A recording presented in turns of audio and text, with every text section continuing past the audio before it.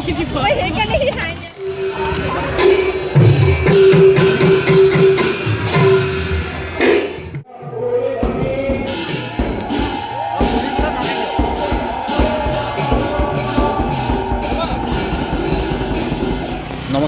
প্ৰথমে আপোনালোকক মোৰ পেজলৈ স্বাগতম জনাইছোঁ। মই আছোঁ তেজপুৰত। তেজপুৰ দ পৰ্বতীয়া বেজৰ চুবুৰী গাঁৱত আছোঁ আৰু ইয়াতে 17 তাৰিখৰ পৰা অৰ্থাৎ আজিৰ পৰা 22 অক্টোবৰলৈকে 6দিনীয়া কাৰ্যসূচীৰে ইয়াতে এটা অনুষ্ঠান আয়োজন কৰা হৈছে। এই অনুষ্ঠানটো হৈছে ইয়াতে শ্ৰী শ্ৰী ৰুক্মিণী হৰণ নাটভাগ 100 বছৰ সম্পূৰ্ণ কৰিছে, গতিকে শতবাৰ্ষিকী অনুষ্ঠান আয়োজন কৰা হৈছে।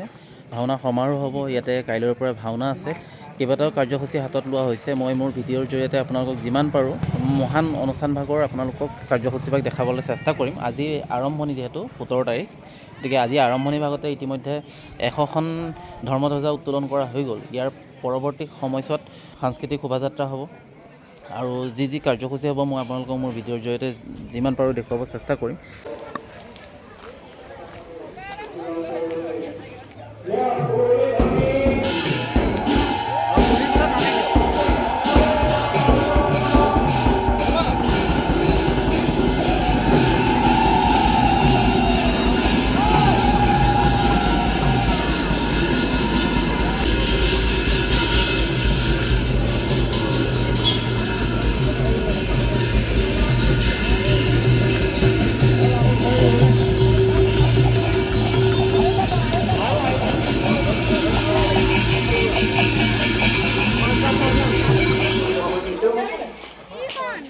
আমি সমগ্ৰ ৰাইজক আমাৰ বেদীৰ কাষত থিয় হ'বলৈ আমি অনুৰোধ জনাইছোঁ।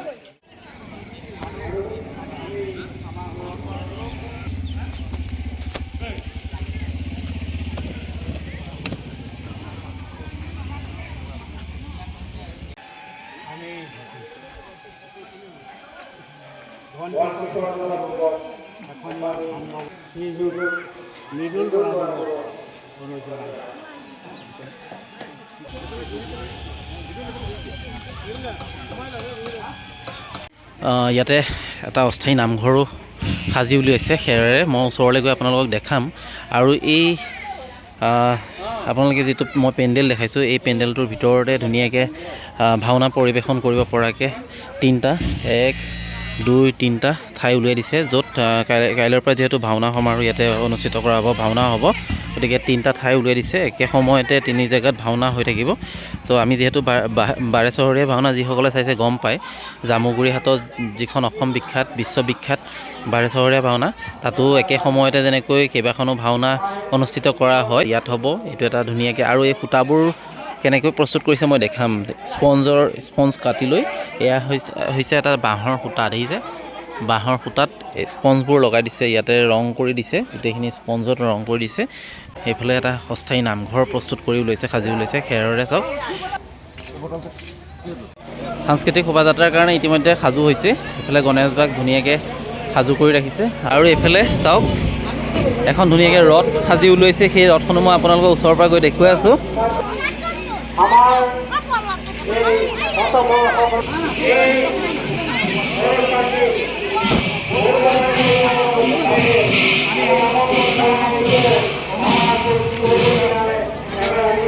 এখন ৰথ সাজি ওলাইছে আৰু খন্তেক সময়ৰ পিছতে কিছু সময়ৰ পিছতে এই সাংস্কৃতিক শোভাযাত্ৰা কৰা হ'ব। আৰু এখন তোৰণ, যিখন তোৰণ ধাৰি পাতিৰে বনোৱা, সম্পূৰ্ণ নিৰ্মাণ কৰাইছে, স্পঞ্জৰে এই মূৰ্তিবোৰ বনোৱা হৈছে। কৃষ্ণৰ মূৰ্তি বা গায়ন বায়নৰ মূৰ্তিবোৰ স্পঞ্জৰে বনোৱা হৈছে। মই আপোনালোকক সেই গেটখন দেখুৱাই দিছোঁ ধুনীয়াকৈ। আৰু এটা অতি আকৰ্ষণীয় বস্তু আপোনালোকক দেখাই দিওঁ। ময়ূৰ চৰাই সকলোৱে ভালেই পায়, কিন্তু এই ময়ূৰ চৰাইকেইটা চাওক, ধুনীয়াকৈ স্পঞ্জৰে সাজি ওলাইছে। ময়ূৰ চৰাইকেইটা দেখি ভাল পালোঁ, ভাবিলোঁ আপোনালোককো মই মোৰ ভিডিঅ'ৰ জৰিয়তে দেখাই দিওঁ। এই কণ ল'ৰা ছোৱালীকেইটাক দেখিছে, ধুনীয়াকৈ ভাৱৰীয়া এইফালে ভাৱৰীয়া ড্ৰেছত সাজু হৈ আছে। এইফালে সন্মুখত এখন ৰথ, পুনৰবাৰ আপোনালোকক ওচৰলৈ আহি এই ৰথখন দেখাই দিছোঁ।